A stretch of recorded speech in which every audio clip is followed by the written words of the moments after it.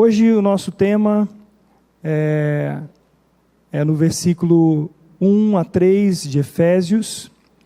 É a continuação do que nós já começamos, apesar de que no último estudo eu saltei o versículo 1 e 3 e entrei no versículo 4.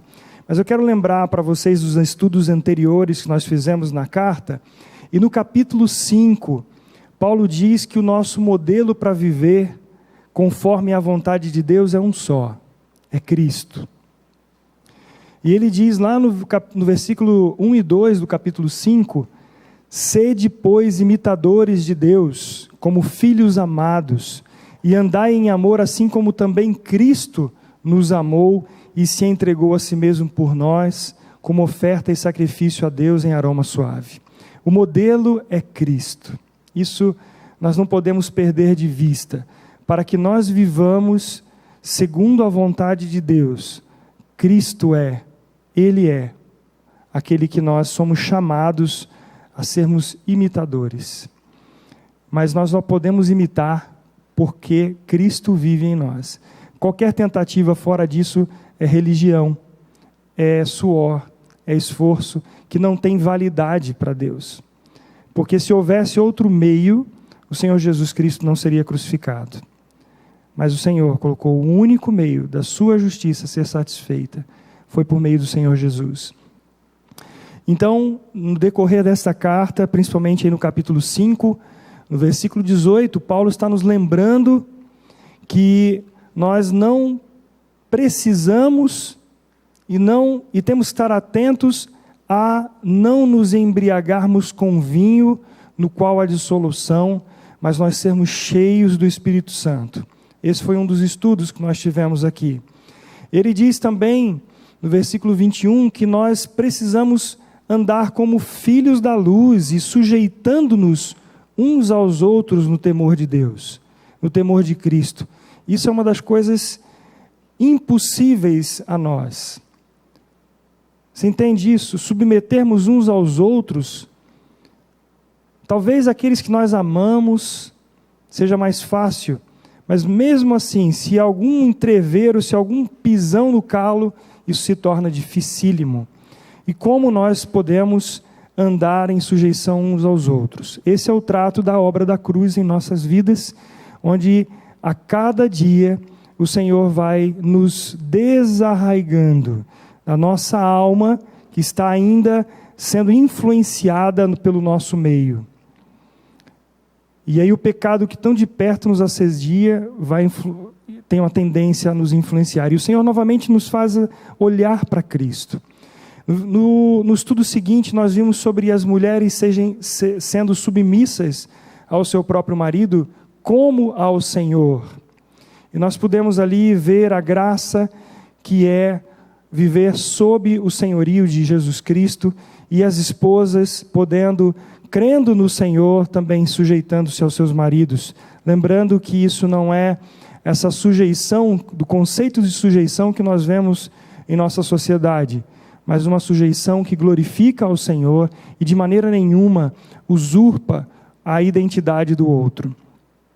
Depois nós vimos sobre maridos amarem as suas mulheres, como também Cristo amou a igreja, e aqui está a grande chave para a liderança masculina, a liderança do homem no seu lar. Ele estando sujeito a Jesus Cristo, amando a sua esposa como Cristo amou a igreja. Aí sim, ele tem algo a fazer diante da sua família. E aí chegamos então ao versículo 1 do capítulo 6, que diz: filhos, obedecei a vossos pais no Senhor, pois isto é justo. Honra a teu pai e a tua mãe, que é o primeiro mandamento com promessa, para que te vá bem e sejas de longa vida sobre a terra. Vamos orar?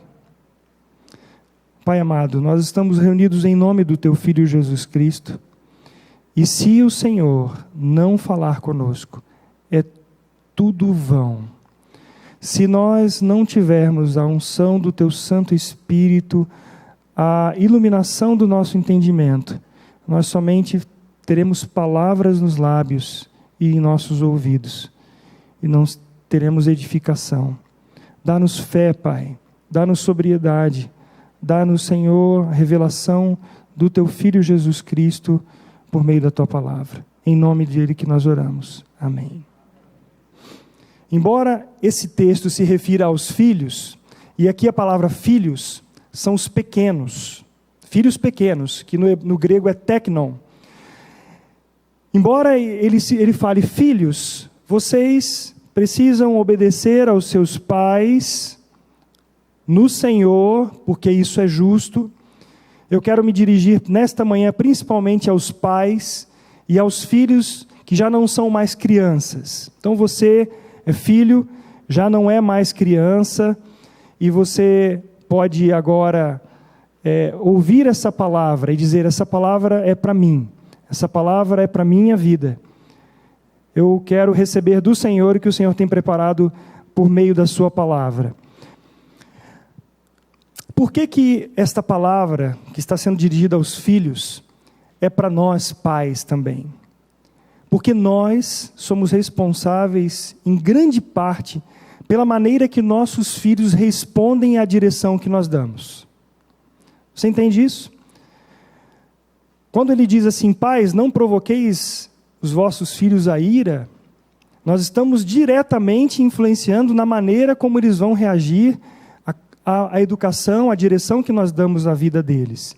Então é muito importante que nós entendamos que, embora esta palavra possa ser ensinada por você com os seus filhos, ela primeiro vai tocar a sua vida, vai tocar a minha vida.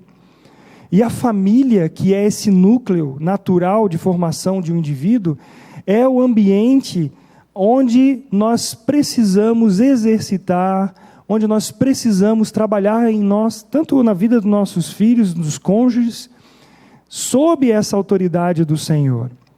Nós temos um texto que o salmista nos faz lembrar, o Salmo 127, versículo 3, que os filhos, eles são herança do Senhor. Eu não sei se alguém aqui recebeu alguma herança, mas eu acredito que, ao saber que você tem uma herança, você dará valor àquilo. E os nossos filhos são colocados como heranças do Senhor para nós. O fruto do ventre, o galardão. Uma bênção para as nossas vidas.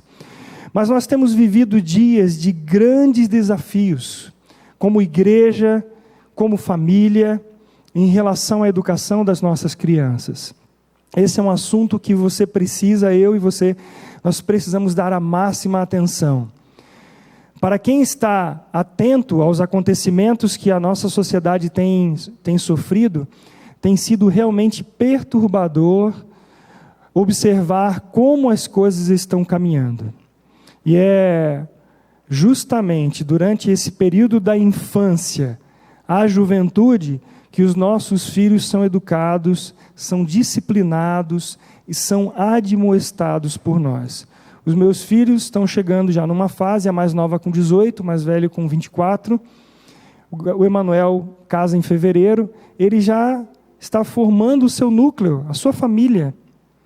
E, embora ele ainda possa ouvir os conselhos dos pais, ele tem agora a direção, e tudo que eu plantei, eu e a Patrícia plantamos na vida dele, ele colherá. Eu já não tenho mais autoridade sobre a vida dele, ele não está mais sob a minha autoridade, primeiro também porque ele não está agora morando aqui, ele está morando em outra cidade.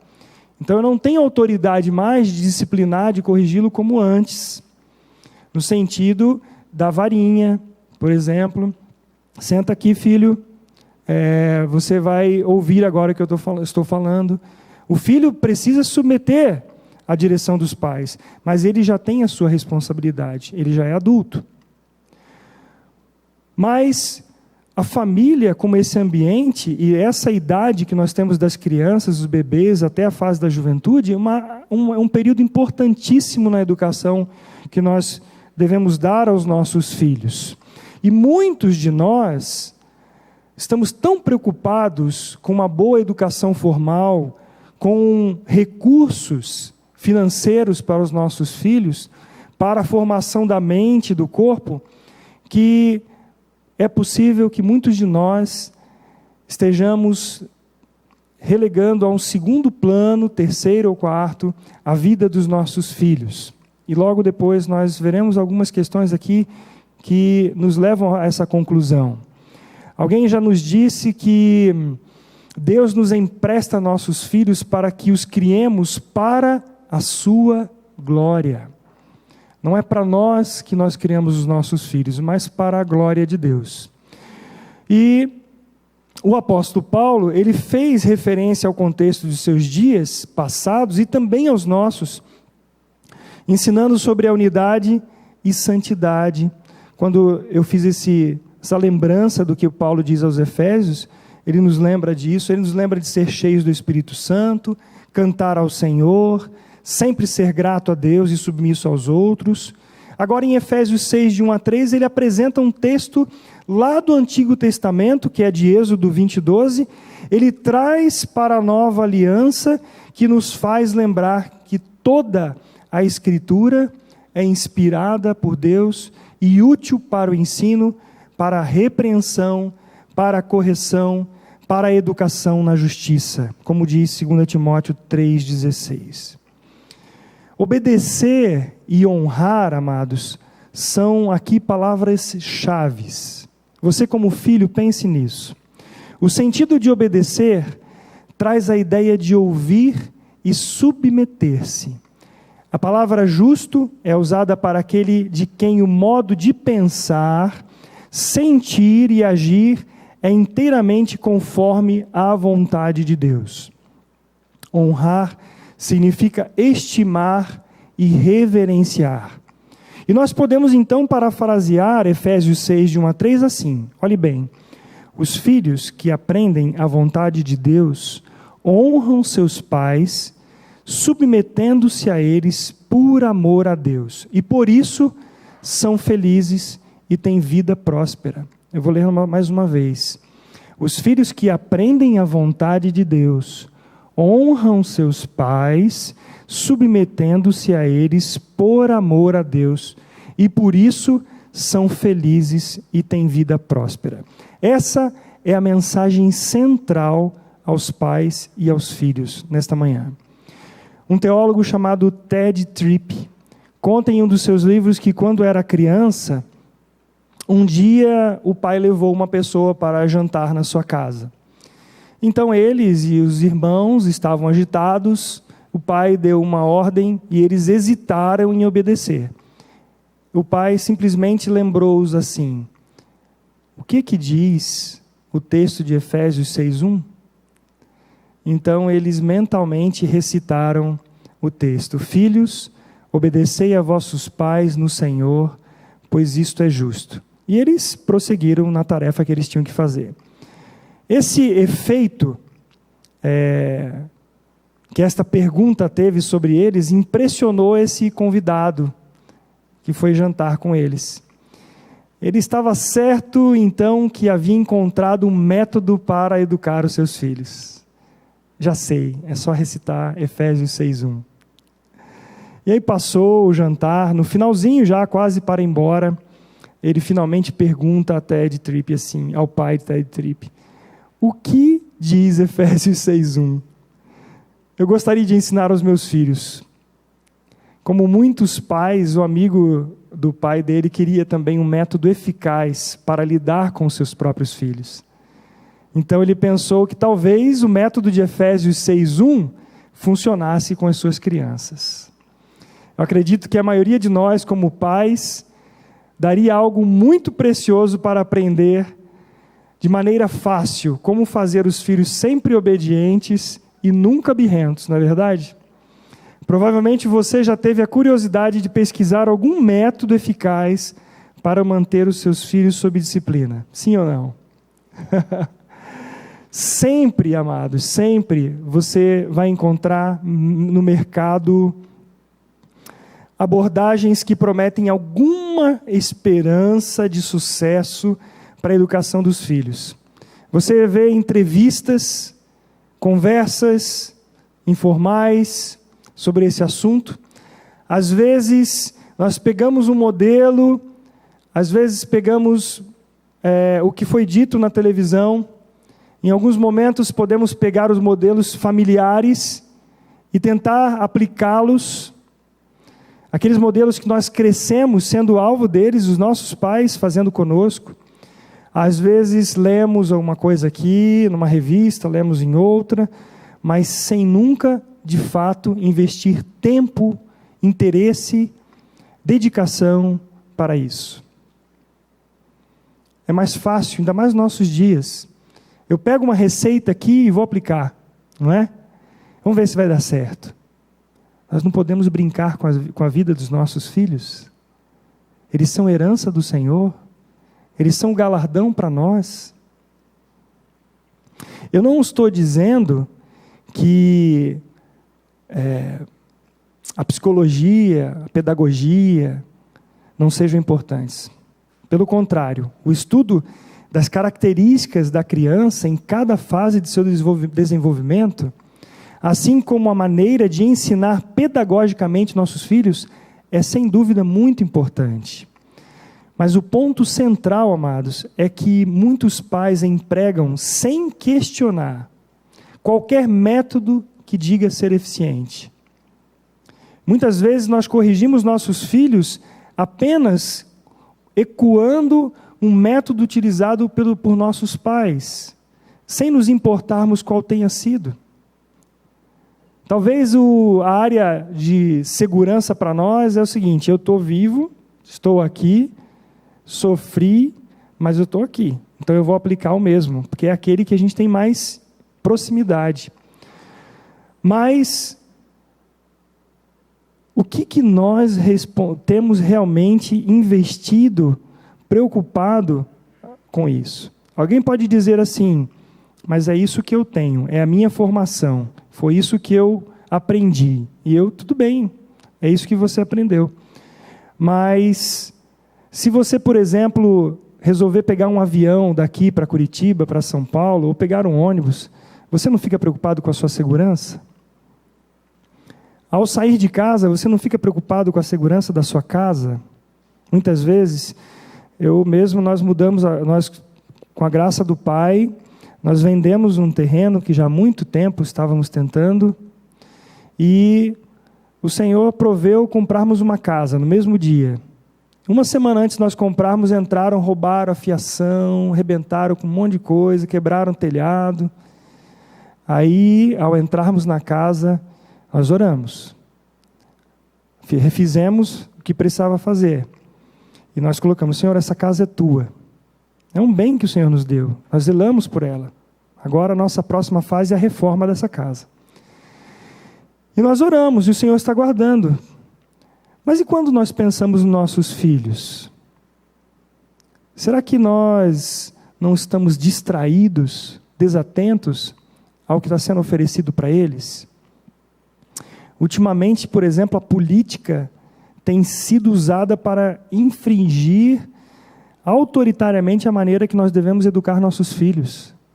Agora, questão de 2 semanas, nós vimos a votação na Câmara. E alguns do povo de Deus estavam lá.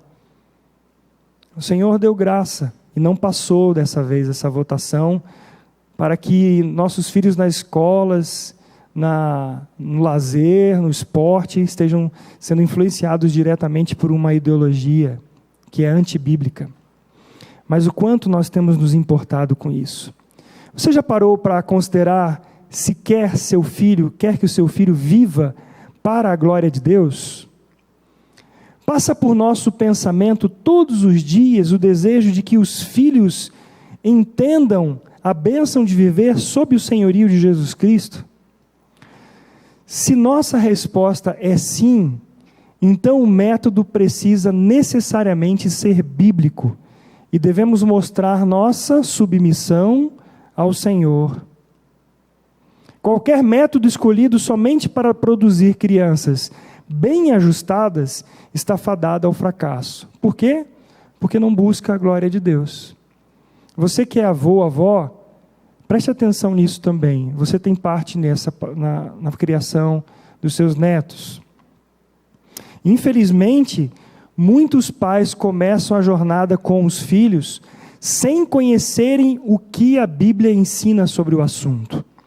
Na maioria das vezes, o método que utilizamos é de tentativas que nos levam a erros e acertos, talvez mais erros do que acertos. Usamos, por exemplo, a abordagem do suborno ou do contrato. Você já fez isso? Eu já fiz. Onde a gente precisa negociar, incentivando um comportamento que a gente quer que a criança tenha. Se o filho não faz aquilo que você quer que ele faça, aí qual é a estratégia? Subornar, não é? No dia que ele arruma a cama, por exemplo, aí a gente dá alguma coisa que ele gosta. Uma outra variedade deste método é o contrato, A gente senta com o filho e fala assim: ó filho, se você fizer isso, isso e isso, eu vou fazer isso, isso e isso para você. Nesse método, a criança ela não é ensinada a buscar os interesses dos outros. Ela busca o seu próprio. Não é? Porque ela aprende pelo negócio. Eu faço isso, eu ganho aquilo. Agora, quando é para fazer alguma coisa para outros, ela não quer. É bem parecido com aquele método das recompensas ou privações, para tornar a criança bem comportada. Ou a gente recompensa, ou priva. Um outro método também utilizado é o método emocional, e esse é terrível. É a chantagem. Ô filho, você falou comigo, eu fiquei tão magoado do jeito que você falou comigo, e aí nós vamos atingir a criança no seu emocional. E aí, novamente, o que vem? Qual a mensagem que nós passamos? O bem-estar. A criança, ela tem que fazer alguma coisa para que nós nos sintamos bem e ela também se sinta bem.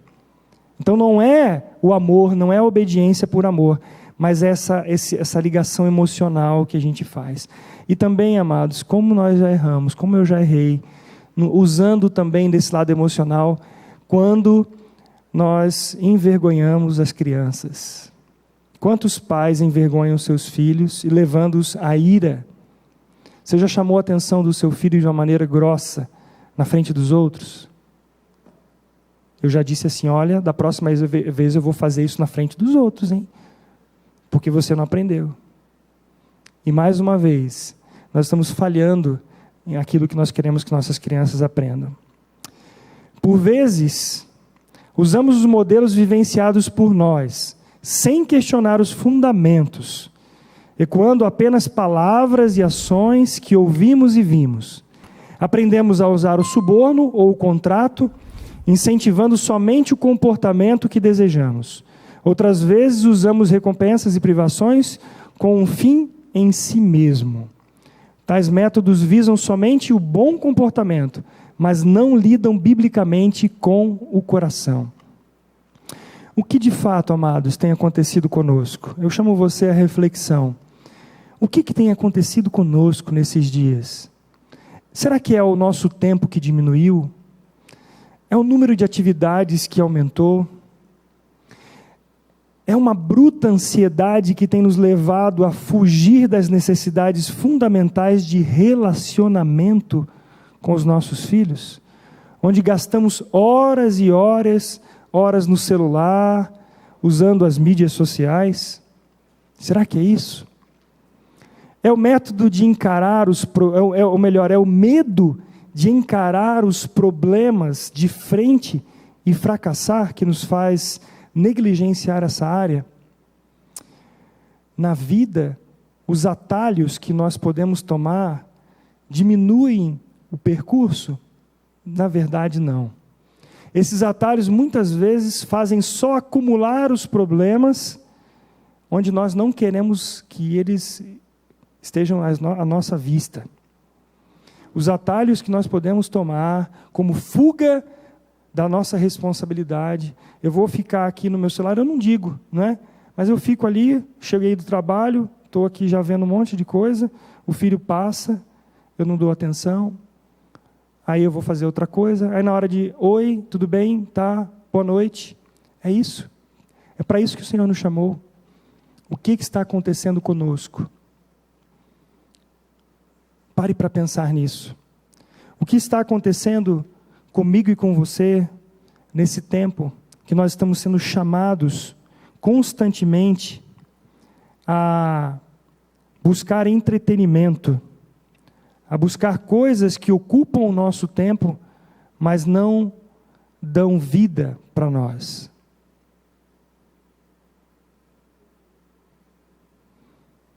Não há nada de errado em querer um comportamento correto dos nossos filhos. Estou no lugar certo? É que andou aqui mais do que eu queria o cursor. Não há nada de errado em querer um comportamento correto dos nossos filhos, desde que o coração ganhe a dimensão de que a finalidade seja honrar e glorificar a Deus. Mais uma vez, o pastor Ted Tripp diz que todos os métodos inevitavelmente instruem o coração, para o bem ou para o mal, porque o coração determina o comportamento. Mas o comportamento é consequência e não é causa. Como disse Jesus, a boca, ela fala do que está cheio o coração. Quando nós focamos no comportamento dos nossos filhos, eles não aprendem sobre o próprio coração e sobre as motivações do seu coração. Eles não aprendem a submeter-se à autoridade nossa como pais e à autoridade de Deus. Quando nós focamos no comportamento, nós buscaremos meios rápidos e menos trabalhosos, e as crianças não aprenderão as razões bíblicas para aquilo que nós desejamos. Por exemplo, a integridade, a responsabilidade, as tarefas que eles precisam cumprir, porque é o coração que determina o comportamento, e os métodos que não lidam biblicamente com o coração vão mudar, porém temporariamente, o comportamento. Eu pergunto, são importantes os incentivos? Sim, mas eles não podem ser um fim em si mesmo. Eles devem ser apenas resultado do quê? Do amor e obediência a Deus. A bênção temporal que o texto nos ensina, ela é real. A Bíblia está dizendo que os filhos que honram os seus pais, eles têm uma vida longa. Eles têm uma vida abençoada. E algumas coisas, como honrar os pais, o temor ao Senhor, o cuidar da nossa língua, são coisas que prolongam os nossos dias sobre a terra. Mas como nós estamos lidando com isso? Nós estamos buscando que eles realmente aprendam a honrar e amar a Deus?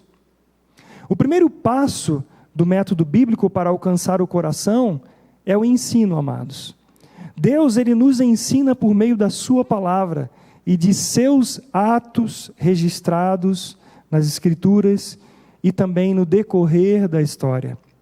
Como pais, também ensinamos por meio do que falamos e do que fazemos, seja para o bem ou para o mal. Dessa maneira, nós instruímos a criança no que desejamos que ela aprenda. Em segundo lugar, nós temos a repreensão e a correção, que tem por objetivo corrigir a trajetória. E no texto de Provérbios 4:10, o que diz? Ouve, filho meu, e aceita as minhas palavras, e se te multiplicarão os anos de vida. Você quer que o seu filho viva bastante? Então sente-se com ele. O texto é claro: ouve, filho meu. Como que nossos filhos ouvirão se nós não realmente cativarmos o coração deles para que eles nos ouçam? Para que eles andem conosco. Eu falo isso para a Patrícia, minha esposa. Você vai sair, vai ao mercado? Ah, mas é uma coisa tão trivial, não é? Mas se há possibilidade, leve a Isabela junto. Porque neste caminhar, nas conversas, naquilo que está sendo visualizado, nas circunstâncias, é o momento que nós estamos discipulando nossos filhos. Não ache que isso é trivial, não. Leve o seu filho junto com você. Pai, traga o seu filho. Se você tem que executar algum trabalho que ele não dá conta, ele não tem nem noção do que é, mas leve-o junto. Provavelmente ele verá você tratando com outras pessoas e a maneira com que você trata. Ouve, filho meu. O que isso quer dizer? Quer dizer que o pai precisa sentar com a filha para viver a vida e expressar o seu amor e obediência a Deus. Que o pai precisa sentar com o seu filho, caminhar com ele. Pense nisso. Chame os seus filhos para fazer coisas que você acha que são bobas, mas caminhe com eles.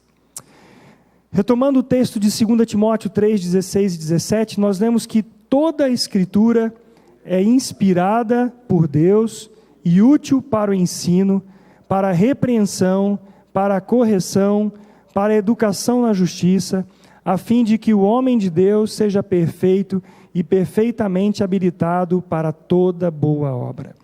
O apóstolo Paulo nos apresenta a sequência pedagógica do ensino usado pela avó Lóide e pela mãe Eunice de Timóteo, que produziu a fé em seu discípulo. Timóteo era discípulo de Paulo, mas ele tem na vida de Timóteo um ensino que tanto a sua avó quanto a sua mãe andaram com ele. Nós temos as nossas reuniões dos arautos, daqueles que têm trazido a palavra aqui, toda terça-feira, começando às 6:30 da manhã. E o Marquinhos,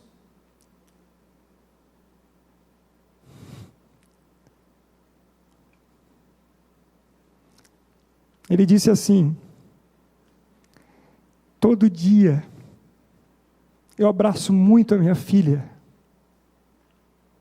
eu beijo, eu abraço. Geralmente nós homens temos um cuidado assim com as meninas. Eu mesmo dei banho nos meninos, tá mais fácil, né? Aí com as meninas, com a Isabela, eu já fiquei com receio de dar banho nela, de não fazer as coisas direito, de lavar tudo direitinho. Fui aprender com a Patrícia. E eu chego em casa, a Isabela tem hora que me quebra. Ela fala: bênção, pai, e vem me dar um beijo. E às vezes eu sou tão duro, tão seco, mas o Senhor tem ensinado a abraçar. Abrace a sua filha, pai. Abrace mesmo, diga que a ama. Mãe, abrace o seu filho, ande com ele, diga que o ama. Ele verá em você a esposa que ele precisa ter, a esposa do Senhor. Se você é temente a Deus, ele verá em você, mãe, a mulher que ele, o perfil de esposa, biblicamente falando, que o Senhor tem para ele. Pai, você é modelo para sua filha. Ela verá em você o marido, o perfil do marido que biblicamente o Senhor tem para ela. Como isso é importante. Durante tanto tempo, perdi aqui. Tanto o ensino quanto a repreensão e a correção fazem parte da abordagem bíblica a respeito da criação de filhos. Olha o que diz Provérbios 13, 24. O que retém a vara aborrece a seu filho, mas o que o ama, cedo o disciplina. O texto de Provérbios 29, 15 diz: a vara e a disciplina dão sabedoria, mas a criança entregue a si mesma vem a envergonhar a sua mãe. Olha, amados, durante muito tempo eu pensei que castigar era o ponto alto da correção. Mas o ponto alto da correção é o discipulado. Você não tem como corrigir alguma coisa que você não ensinou. Você não tem como cobrar alguma coisa daquilo que você não andou e não ensinou ao filho. Como é que ele vai aprender a amar ao Senhor? Como que ele aprenderá a honrar aos pais, se ele não foi educado na justiça, pelo método bíblico do ensino, da disciplina, da repreensão, da correção? Para que ele seja um varão perfeito e perfeitamente habilitado para toda boa obra, como 2 Timóteo 3,16.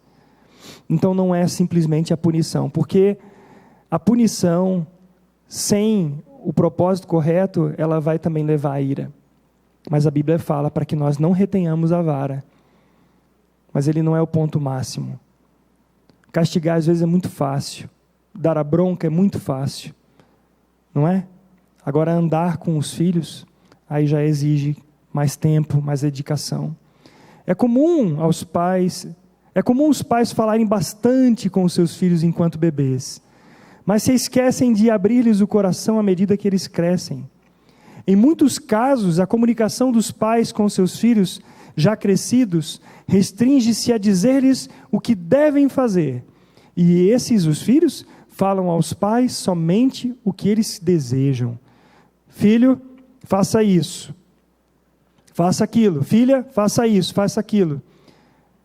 E o pai e o filho só se relacionam assim: pai, dá dinheiro para sair. Pai, eu quero isso. Pai, eu quero aquilo. É a realidade de muitas famílias em nossos dias. Os pais, eles são somente a fonte de dinheiro para os interesses dos filhos. Mas pode ser que isso seja apenas um reflexo, amado, do que aconteceu pouco tempo atrás, quando eles eram crianças, e nós tínhamos as nossas ordens como o máximo de intimidade com eles. Nós plantamos uma coisa e depois colhemos. Se o nosso relacionamento com os filhos, ele é esse relacionamento quando criança também, nós, isso aqui eu não vou nem dar atenção, é que coisa de criança. Você vá prestando atenção. Se é essa a prática, vai chegar um momento que esse negócio vira. Vai chegar um momento que você vai querer conversar com eles, e eles vão querer só dizer, oi pai, oi mãe. Porque foi isso que nós fizemos quando eles eram menores. Há muitos sentimentos no coração de um adulto que foram gerados lá na infância e na adolescência.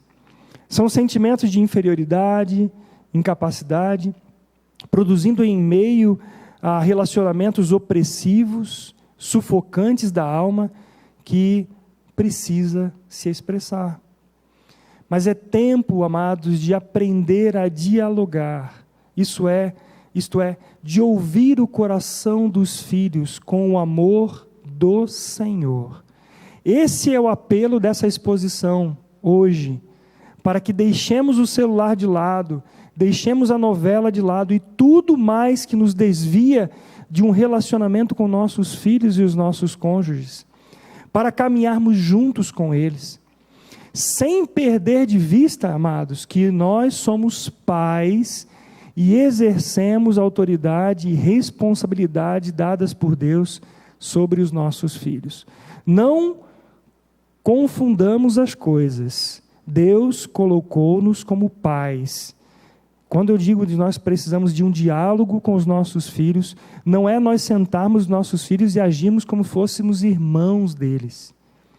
Quantas mães, para poderem ser aceitas emocionalmente, uma concepção de tratar as filhas que já estão entrando numa fase da juventude, fase adulta, como se fossem irmãs. Não, você é mãe, você é autoridade sobre a sua filha, sobre o seu filho.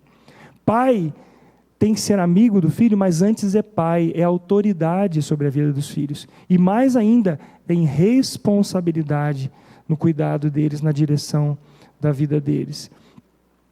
Porque se nós deixarmos de investir nesse aspecto, eles terão mais dificuldade com a abertura dos seus corações para a palavra de Deus. Eu concordo com o pregador ao diagnosticar a razão, ao texto do boletim, a razão pelo que se levantou uma geração em Israel que não conhecia o Senhor, tampouco as obras que fizera a Israel, como diz lá em Juízes 2:10. A causa foi que os pais não ensinaram aos seus filhos quem era Deus e muito menos o que ele fez para livrar o povo da escravidão do Egito.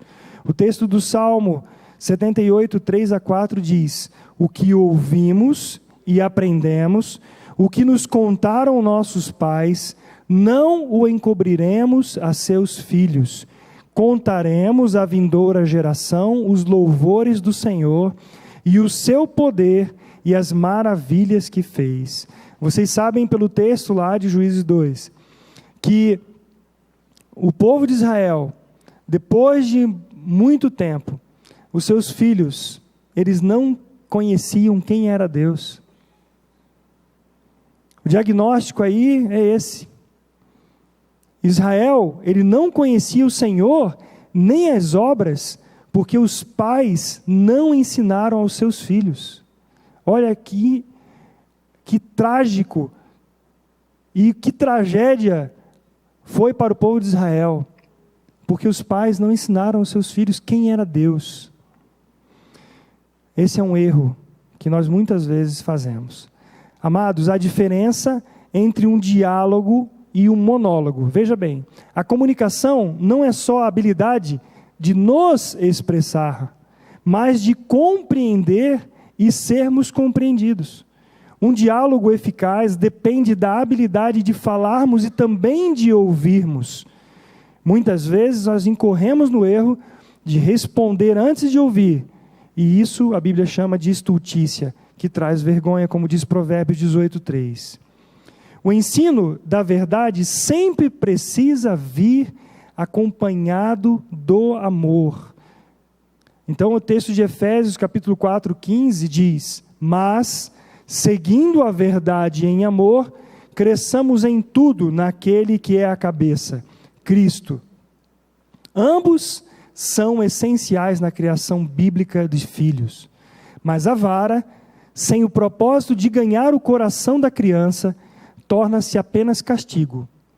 O ensino e a vara para a disciplina, correção e treinamento das crianças glorificam a Deus por causa do amor a Ele. É assim que Deus faz conosco, não é isso? Lá em Hebreus 12, 5-8, diz que, assim, esse texto não está no boletim, mas o texto de Hebreus 12, de 5-8, diz que estáis esquecidos da exortação que, como a filhos, discorre convosco? Então Deus diz: filho meu, não menosprezes a correção. E aqui a correção é a palavra paideia, que é o treino, na educação da criança, que diz respeito ao cultivo de uma mente e também da sua moralidade. E aqui emprega um propósito claro: ordem, admoestação, repreensão, com o objetivo de instruir o coração da criança, para que ele cresça em virtude. Então o texto de Hebreus diz que nós não podemos desprezar a correção que vem do Senhor, nem nós desmaiarmos quando por Ele nós somos reprovados. Porque o Senhor, primeiramente, corrige a quem ama e açoita a todo filho a quem recebe. É para a disciplina que perseverais. Deus vos trata como filhos. Pois que filho há que o pai não corrige? Mas se estáis sem correção de que todos se têm tornado participantes, logo sois bastardos e não filhos. Se nós não corrigimos nossos filhos, eles se sentem como que não são filhos. Por quê? Porque nós não damos a devida atenção a eles. Eu dizia para os meus atletas, na época que eu trabalhava com treinamento, assim, aqueles atletas bem baguncentos, né? Crianças. Eu dizia assim, enquanto eu estiver chamando a tua atenção, é porque eu estou me importando com você. Até o momento que eu estou falando para você, olha, o treino é esse, não mata o treino, venha todo dia, agora é hora de fazer tal coisa, eu estou me importando com você. Mas o momento que eu parar, que você notar que eu já não estou chamando a sua atenção, é porque eu deixei de me importar, desisti de você. E quando nós desistimos dos nossos filhos, nós paramos de dar atenção para eles. Talvez isso não seja consciente para você, para mim, muitas vezes, mas se você e eu negligenciamos os nossos filhos, dando atenção maior a outras coisas, nós estamos dizendo para eles assim: vocês não são nossos filhos. Que duro isso, não é? Mas é uma mensagem emocional que nós passamos para eles. O pretenso ensino que negligencia a comunicação clara e ampla, a repreensão e a correção para a educação na justiça, enfatizam a frieza e a tirania. Porém, a comunicação honesta, responsável e com o temor de Deus propicia que a criança possa ser conhecida e aprenda a conhecer-se. A atitude com o propósito de que a criança conheça o temor do Senhor conduz os filhos a viver para a glória de Deus. Viver para a glória de Deus. Essa deve ser a nossa motivação, amados. Sempre que estivermos desanimados ou pensando em desistir, a nossa motivação é: eu desejo que meu filho, minha filha, viva para a glória de Deus. E muitas vezes nós desanimamos, mas o texto diz que nós não perdemos a esperança. E aqui há uma diferença fundamental entre essas palavras. Em 2 textos que eu quero citar para vocês. O texto de 2 Coríntios 4, de 8 a 10, ele diz assim: em tudo nós somos atribulados, porém não angustiados, perplexos, porém desanimados. Mas como é que você falou que a gente desanima às vezes? E aqui é interessante que essa palavra desanimado, ela significa totalmente perplexo, completamente destituído de medidas ou recursos, onde nós renunciamos à esperança, um total desespero. Então, esse desanimados aqui, só para que vocês não confundam, o Senhor está dizendo para nós assim: nós muitas vezes somos atribulados, porém não angustiados, perplexos, porém não desanimamos, porque a nossa fé e esperança está no Senhor. Um outro texto de Colossenses 3:21 diz que nós precisamos, como pais, não irritar os nossos filhos para que não fiquem desanimados. E aqui a palavra atumel do grego significa estar abatido, quebrantado de espírito. O Senhor nos chama a agir com os nossos filhos para que eles não fiquem desanimados, abatidos, totalmente quebrados. Então não desanime, não desespere da circunstância que você possa estar vivendo com seus filhos. Coloque diante do Senhor. Ele tem a solução, Ele tem o método bíblico, que é pelo ensino, por caminhar. Isso se chama discipulado. A nossa tendência como pais é fazer nossos filhos saberem como nos sentimos acerca do que eles fizeram ou disseram. Entretanto, antes precisamos entender o que exatamente está acontecendo no interior deles. Jesus disse que a boca fala do que o coração está cheio. Eu citei esse texto anteriormente, Mateus 12:34. Portanto, é importante ir além do comportamento e levar os filhos a entender o que está acontecendo em seus corações. Nós, pais, precisamos entender isso. Não é um investimento rápido, passageiro, não, é para a vida toda. Se você decidiu ser pai, ser mãe, seu principal ministério é investir na vida dos seus filhos. Sabe para quê? Para que eles amem o Senhor. E amando o Senhor, eles sejam obedientes, eles honrem aos pais e com isso sejam abençoados. Alguém já disse que se queremos entender os conflitos interiores dos filhos, então precisamos olhar para o mundo através dos olhos deles, percebendo o que se passa com eles. Isso nos permitirá ministrar aspectos próprios da mensagem do Evangelho em nosso discipulado. Essa percepção nos ajuda como pais a enfatizar o ensino para a repreensão, para a correção, para a educação na justiça. Uma criança de 2 anos, ela tem uma compreensão do mundo. Uma criança de 5 tem outra compreensão. Uma criança de 12, outra. Então é importante que nós percebamos como essa criança está recebendo aquilo que nós estamos ensinando e como ela está absorvendo isso. E às vezes, quantas vezes eu achava o seguinte: dei uma ordem, a criança não obedeceu. Aí eu falo, primeira, sabe aquela história, né? Do homem que ele, com a sua esposa, casou, andando na carruagem, o cavalo tropeçou uma vez. Aí ele falou, primeira, aí andou mais um pouco, o cavalo tropeçou. E ele falou, segunda, ele já preparou a garrucha dele. Quando tropeçou a 3ª vez, ela falou, terceira, marido, o que você vai fazer? Aí ele vira para ela e fala assim, primeira. É assim que muitas vezes eu agia. Achava que a coisa já estava resolvida. Falei uma vez, pronto. E não é, queridos. Nós não somos assim. Quantas vezes o Senhor precisa disciplinar-nos, relembrar-nos, caminhar conosco para que nós aprendamos, e nossos filhos serão diferentes. De fato, não é fácil a missão dos pais. São necessárias a atitude e a dedicação para entender os filhos e ajudá-los. As crianças precisam aprender a se expressar, e somos nós, principalmente homens, que precisamos aprender a facilitar a conversação em nossa casa. Mas é preciso buscar a sabedoria em Deus para discernir o coração de nossos filhos. Provérbios 2,6 diz: porque o Senhor dá a sabedoria, e da sua boca vem a inteligência e o entendimento. Nós pais precisamos deliberadamente falar assim: filho, filha, esposa, vamos sentar aqui. Sabe aquele final de tarde ou começo da noite? Lá em casa, como a gente às vezes tem um horário meio desconexo, eu tenho hora à noite, assim, já é por volta de 11 da noite, está um no celular ali, o outro terminou a aula da faculdade, o outro está fazendo tal coisa. Eu falei: vamos sentar aqui um pouquinho. Como é que foi o seu dia? Vamos ler aqui a palavra de Deus. É deliberado. Pai, não espere isso acontecer assim, espontaneamente. Delibere, vá, chame, invista na vida deles.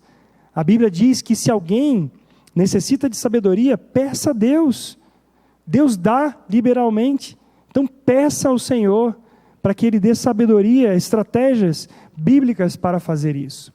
Os conflitos do nosso coração, eles são causados pelo pecado.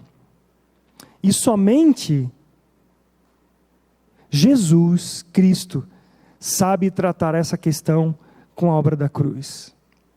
Em quais situações, se não na vida em família, você, pai, poderá apresentar o Evangelho de maneira mais significativa para os seus filhos? Em que lugar? Em que circunstâncias? É ali no convívio. No processo de ensino, nós pais estamos tanto acima quanto ao lado de nossos filhos. Preste atenção nisso. Deus nos deu a responsabilidade de exercer um papel de ensino e correção, e por isso estamos acima.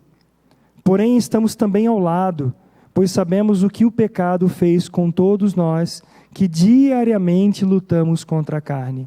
Provérbios 1,8 diz: filho meu, ouve o ensino de teu pai, e não deixes a instrução de tua mãe. Não haja com seus filhos como se você fosse o irmão ou a irmã. Eu já falei sobre isso. Haja como pais, como pai, como mãe, mas saiba também que o pecado que tão de perto te assedia, também assedia os teus filhos. Um dos grandes problemas é que muitas vezes assumimos uma complacência tão grande com o pecado que deixamos de corrigir os filhos. Você já passou por isso?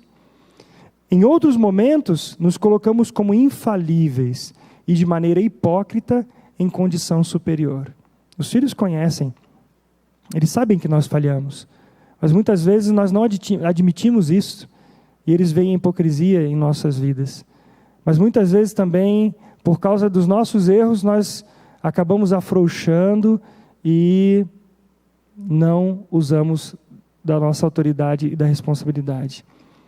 Lembre-se do que o próprio Deus disse aos pais do povo de Israel. O que ele disse? Vamos ler juntos? Deuteronômio 6, de 6 a 7. Estas palavras que hoje te ordeno estarão no teu coração. Tu as inculcarás a teus filhos, e delas falarás assentado em tua casa, e andando pelo caminho, e ao deitar-te e ao levantar-te. A educação dos nossos filhos, amados, não começa às 7h30 da manhã e termina às 12 horas, me referindo ao horário escolar. Não. É um ministério integral, dá trabalho, gasta tempo, força, dias e noites de oração. E a minha pergunta para você agora é: você está disposto a investir tua vida para que os teus filhos vivam para a glória de Deus? Se a sua resposta é sim, então nós precisamos mudar a nossa maneira de usar o nosso celular. É preciso mudar a rotina. É preciso ser intencional para que os momentos de comunhão e de ensino aconteçam. É preciso ser proposital para que os nossos filhos tenham abertura e dizer o que está passando no seu coração. Você que é filho adulto, você também pode contribuir para isso. Você pode sentar com seu pai, já coroa, com a sua mãe. A mãe não é coroa, não. Você pode sentar com ela. Abra o coração para eles. Eles te amam. Faça parte disso também. Nós não devemos esquecer que temos a responsabilidade diante de Deus de conduzir os nossos filhos no caminho do Senhor, com todo o temor e submissão a Ele. Portanto, somos agentes de Deus na vida de nossos filhos para amá-los e corrigi-los com verdade e amor. Que o Senhor nos capacite para este ministério, em nome de Jesus.